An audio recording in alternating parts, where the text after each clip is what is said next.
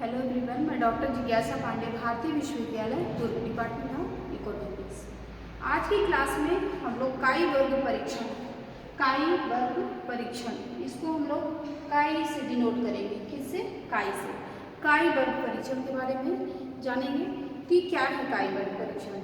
चूँकि यह सांख्यिकी परीक्षणों में काई वर्ग परीक्षण क्या होती है, एक प्रमुख प्रविधि है, टेक्निक है।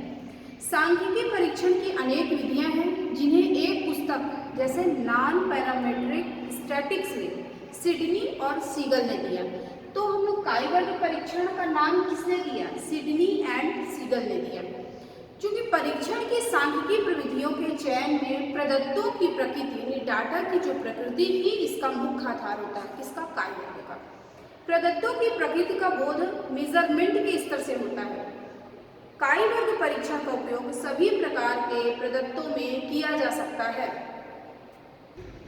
चूंकि काई वर्ग परीक्षण का उपयोग क्या होता है, सभी प्रकार के प्रदत्तों में किया जाता है। न्यादर से यदि जनसंख्या का प्रतिनिधित्व नहीं करता, अगर हमारा सैंपलिंग पॉपुलेशन को रिप्रेजेंट नहीं करता है, तो ऐसी स्थिति में क्या होता है, ऐसी कंडीशन में प्रदत्त वर्गांतर स्तर पर, वर्गांतर स्तर यानी हम लोग पढ़ चुके हैं कोरिलेशन में, तो डाटा वर्गांतर स्तर होने पर ही काई वर्ग परीक्षण अधिक उपयुक्त होता है। काई वर्ग परीक्षण का उपयोग क्या होता है? शून्य परिकल्पना के परीक्षण के लिए अक्सर किया जाता है।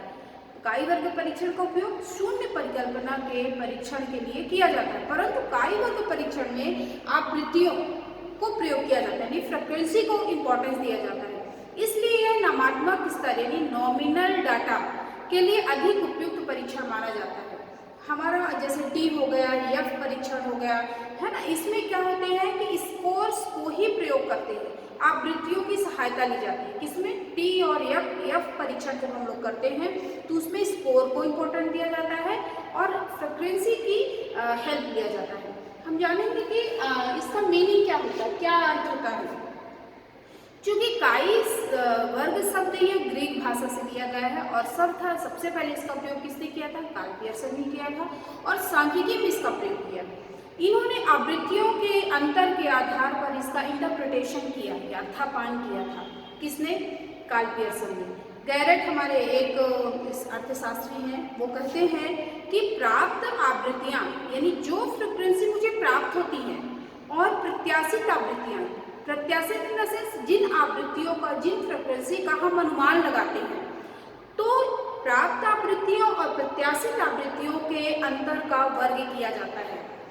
प्रत्येक अंतर का वर्ग करके उनकी प्रत्याशित आवृत्ति से हम लोग भाग देते हैं और इनका योग करने पर काई वर्ग का मान, तो क्या करते हैं, प्राप्त आवृत्तियों और प्रत्याशित आवृत्तियों के अंतर का वर्ग करके हम लोग क्या करते हैं, फ्रीक्वेंसी से भाग देने से हमें क्या प्राप्त होता है? काई वर्ग।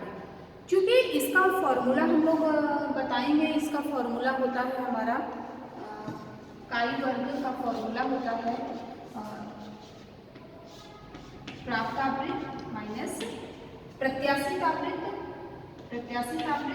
बाई प्रत्याशित आवृत्ति से इसको हम लोग क्या करते हैं, भाग देते हैं। तो ये हमारा फॉर्मूला होता है, यानी इसको हिंदी में भी बता रहे हैं। ये हमारा है काई वर्ग हो गया, फिर इसके बाद ये हमारा प्राप्त आवृत्ति हो गया और ये हमारा अनुमानित आवृत्ति हो गया, यानी एक्सपेक्टेड फ्रीक्वेंसी जिसका हम अनुमान लगाते हैं और उसको किससे भाग दे देते हैं?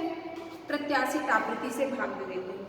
चूँकि काई वर्ग परीक्षण आवृत्तियों के अंतर तथा प्रत्याशित आवृत्ति के अनुपात को बताता है, इसलिए इसका मान क्या होता है? हमेशा धनात्मक होता है। जैसे इसी प्रकार हमारा जैसे टी हो गया, यह परीक्षण हो गया, इनमें भी क्या होता है? अनुपातों को प्रदर्शित करते हैं, इसलिए इनका मान भी हमेशा क्या होता है? पॉजिटिव होता है। किनका? टी और एफ परीक्षण का भी। अब इसका चूंकि एक दूसरा पॉइंट हमारा यहाँ पे आ रहा है, यूज ऑफ काई वर्ग टेस्ट। काई वर्ग का क्या क्या उपयोग है? तो इसका उपयोग 3 आधारों पे किए हैं। पहला है हमारा hypothesis of equal distribution, equal in the sense आवृत्तियों के समान वितरण में शून्य परिकल्पना। सेकंड पॉइंट हमारा आ रहा है हाइपोथेसिस ऑफ नॉर्मल डिस्ट्रीब्यूशन, यानी हमारा सामान्य वितरण की शून्य परिकल्पना। तीसरा हमारा hypothesis of independent distribution, independent distribution यानी क्या होता है हमारा आवृत्तियों के स्वतंत्र वितरण की शून्य परिकल्पना। इन परिकल्पनाओं की पुष्टि के लिए क्या किया जाता है, काई वर्ग परीक्षण का उपयोग किया जाता है। प्रयोग या सर्वेक्षण के द्वारा, क्या प्रयोग और सर्वेक्षण के द्वारा जो फ्रीक्वेंसी हमें मिलती है उन्हें क्या कहते हैं, प्राप्त आवृत्तियाँ। ये हमारी प्राप्त आवृत्तियों को प्रदर्शित कर रहा है F0। इसको ये हमें कहाँ से मिलता है, एक्सपेरिमेंट के द्वारा मिलता है अथवा सर्वे के द्वारा मिलता है, तो ये हमारा प्राप्त आवृत्तियाँ कहला गई। और जो परिकल्पना हाइपोथेसिस के आधार पे हमें जो आवृत्तियाँ मिलती हैं वह हमारा एक्सपेक्टेड फ्रीक्वेंसी कहलाता है, यानी ये हमारा एक्सपेक्टेड फ्रीक्वेंसी या फिर प्रत्याशित आवृत्ति को बताता है। और इन परस्पर आवृत्तियों के अंतर का वर्ग करके, हम इनका वर्ग कर रहे हैं, वर्ग करके उसकी प्रत्याशित आवृत्ति का से भाग कर इन अनुपातों का योग करने से हमें काई वर्ग का मान प्राप्त होता है। तो सबसे पहले हम जानेंगे कि हमारा ये क्या है, हाइपोथेसिस ऑफ इक्वल डिस्ट्रीब्यूशन, यानी समान वितरण की परिकल्पना में काई वर्ग का परीक्षण कैसे किया जाता है। तो इस प्रकार परिकल्पनाओं का प्रतिपादन सर्वेक्षण में रेटिंग मापनी का प्रयोग किया जाता है। रेटिंग मापनी इन द सेंस, जैसे मान लीजिए क्लास में बच्चों को गुड, वेरी गुड, एक्सीलेंट, तो ये क्या कहलाता है, रेटिंग मेजरमेंट कहलाता है।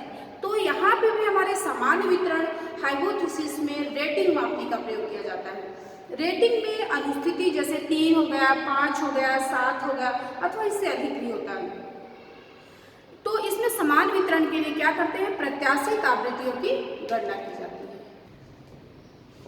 अब हम देखेंगे कि हाइपोथेसिस ऑफ नॉर्मल डिस्ट्रीब्यूशन क्या कहलाता है, यानी सामान्य वितरण में शून्य परिकल्पना कैसे होता है। तो सामान्य वितरण के उदाहरण से हमें यह ज्ञात होता है जैसे कि प्राप्त आवृत्तियों के लिए प्रत्याशित आवृत्तियों की गणना में हमें सहायता मिलती है। प्राप्त आवृत्ति से प्रत्याशित आवृत्तियों की गणना में सहायता मिलती है। इसी प्रकार हमारा सामान्य वितरण की शून्य परिकल्पना के लिए प्रत्याशित आवृत्ति यानी F की गणना के लिए हमें सामान्य वितरण तालिका की सहायता लिया जाता है, यानी नॉर्मल डिस्ट्रीब्यूशन टेबल का हमको उपयोग करना पड़ता है, क्योंकि इसमें ये हमारा जैसे यहाँ पे डायग्राम दिया गया है, ये हमारा सामान्य नॉर्मल डिस्ट्रीब्यूशन टेबल कहलाता है, क्योंकि इसमें -3 सिग्मा से +3 सिग्मा के मध्य 100% का वितरण होता है। यहाँ पे आप लोग देख रहे हैं, ये हमारा -3 सिग्मा से लेके +3 सिग्मा, यहाँ इसके बीच में 100% का डिस्ट्रीब्यूशन होता है। कितने का, 100% का डिस्ट्रीब्यूशन होता है। और इसका वितरण हम लोग वैसे नॉर्मल प्रोबेबिलिटी कर्व के चैप्टर में हम लोगों ने पढ़ा है, इसलिए इसका हम ज़्यादा डिटेल नहीं करेंगे, इसको हम पढ़ा चुके हैं, तो इसी का उपयोग किया जाता है। तीसरा पॉइंट हमारा आ रहा है hypothesis of independent distribution of. तो यहाँ पे क्या, स्वतंत्र वितरण की शून्य परिकल्पना कैसे होती है। इस प्रकार शून्य परिकल्पना में आवृत्त वितरण का पहले से सुनिश्चित नहीं होता है। प्रत्याशित आवृत्ति यानी F की गणना सूत्र के आधार पर की जाती है, फॉर्मूला के आधार पर। जो फॉर्मूला भी मैंने ये बताया है, यह फॉर्मूला, इसके आधार पर हम लोग प्रत्याशित आवृत्ति की गणना करते हैं। एक चर को कई भागों में विभाजित कर सकते हैं। इसमें क्या कर सकते हैं, जो हमारा एक वेरिएबल्स होता है उसको कई भागों में हम विभाजित कर सकते हैं, अथवा एक से अधिक चर का इसमें प्रयोग कर सकते हैं। तो इस प्रकार की तालिका को हम लोग क्या बोलेंगे, कंटिजेंसी टेबल यानी आयात तालिका भी कह सकते हैं। और इसमें स्तंभों और पंक्तियों की संख्या में प्रदर्शित किया जाता है। इस तालिका में क्या किया जाता है, ये हमारा पंक्ति हो गया और ये हमारा स्तंभ हो गया, पंक्ति और स्तंभ में प्रदर्शित किया जाता है। छात्र छात्राओं की अभिवृद्धि का मापन भी हम लोग स्तंभ और तालिका के आधार पे करते हैं। यहाँ पे हम थर्ड पॉइंट देख रहे हैं। चौथा पॉइंट हमारा कि द काई वर्ग test when table entries are small frequency. In the sense क्या होता है कि काई वर्ग परीक्षण जब तालिका में आवृत्तियाँ कम हो, अगर हमारी फ्रीक्वेंसी कम होती तब क्या होता है, जब ग्रुप में जो सदस्य होते हैं अथवा छात्रों की संख्या कम होती है अथवा हमारा जो सैम्पलिंग है वो छोटा होता है, तो ऐसी कंडीशन में क्या होता है, टेबल में रेटिंग द सेंस अभी मैंने बताया, गुड, वेरी गुड, एक्सीलेंट, तो रेटिंग आवृत्तियों की संख्या कम होती है। कम का अर्थ यह होता है कि 5 तथा 5 से कम आवृत्तियाँ हो तथा उसमें 4 मूल आयात तालिका हो, 4 फोल्ड टेबल हो, तो त्रुटि की संभावना क्या होती है, कम होती है। इसलिए इसको ईट्स करेक्शन भी कहा जाता है, इसका इसमें प्रयोग किया जाता है। और इस सुधार के अनुसार क्या होता है, प्राप्त आवृत्तियां तथा प्रत्याशित आवृत्तियों के अंतर में 5 घटा देते हैं। जैसे ये हमारा फॉर्मूला है F0 माइनस FE, इसमें जब इसका प्रत्येक अंतर में इसका प्रयोग कम किया जाता है।